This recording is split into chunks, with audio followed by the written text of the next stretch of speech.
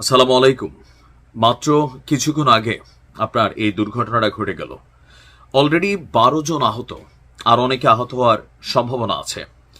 দর্শক, আজকে আপনারা জানেন যে জুলাই গণঅভ্যুত্থানের যেই দিবস, গত বছর 5ই আগস্টের এই দিবসকে কেন্দ্র করে আজকের দিনে ঢাকার মানিক মিয়া অ্যাভিনিউতে যে জুলাই গণঅভ্যুত্থান দিবস উপলক্ষে যে বিশাল সমাবেশ অনুষ্ঠান আয়োজন করা হয়েছিল, তাতে নিশ্ছিদ্র নিরাপত্তা দেওয়া হয়েছিল আইন শৃঙ্খলা বাহিনীর কাছ থেকে। আমরা কিছুক্ষণ আগেও দেখেছি সেনাবাহিনী, র্যাব, পুলিশ, গোয়েন্দা সংস্থা প্রত্যেকেই এই জায়গাকে আপনার বেশ কয়েকবার তল্লাশি করেছেন, চেক করেছেন যেন কোনো ধরনের নিরাপত্তা ঝুঁকি না থাকে, কিন্তু সেখানেই ঘটে বসেছে বিস্ফোরণ।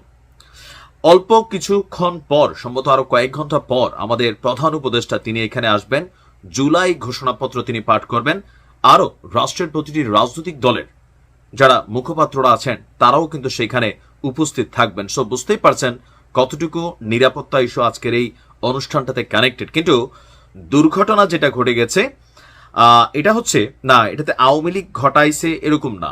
অনেকেরই চিন্তা ভাবনা যে কোনো দুর্ঘটনার মানে হচ্ছে এমনটা আওয়ামী লীগ ঘটিয়েছে, বাট বিষয়টা তা না।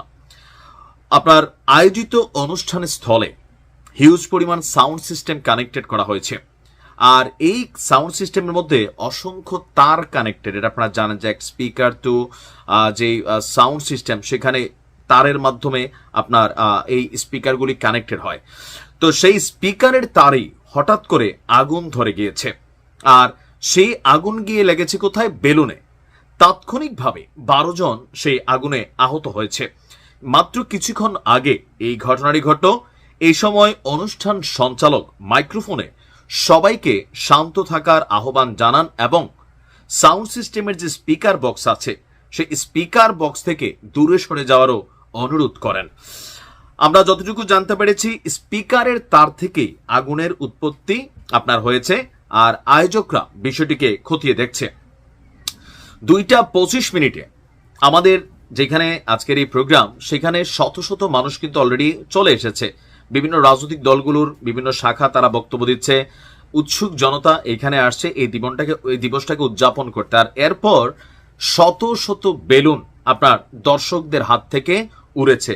তো এই বেলুনগুলো এইখানে সেখানে গিয়ে পড়ছে। এর মাঝখানে স্পিকারের তার থেকে যে আগুনটা লাগছে, সেই আগুনগুলো আবার গিয়া বেলুনের মধ্যে কানেক্ট হয়েছে। আর আমরা জানি যে বেলুনগুলো উড্ডয়ন করা হয়, এতে সম্ভবত হাইড্রোজেন জাতীয় কোনো কিছু থাকে যেটা বেলুনটাকে উড়াতে সহযোগিতা করে, বাট আগুন ধরতে কিন্তু খুব দ্রুতই ধরে যায়।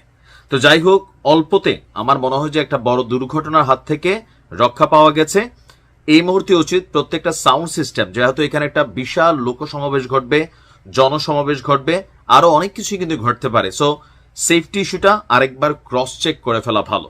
সম্ভবত স্পিকারের তারে ওভারলোড হয়ে গেছে, আর যান্ত্রিক ত্রুটি, দুর্ঘটনা ঘটতেই পারে, কিন্তু সতর্ক থাকা জরুরি। ভালো থাকুন। আসসালামু আলাইকুম।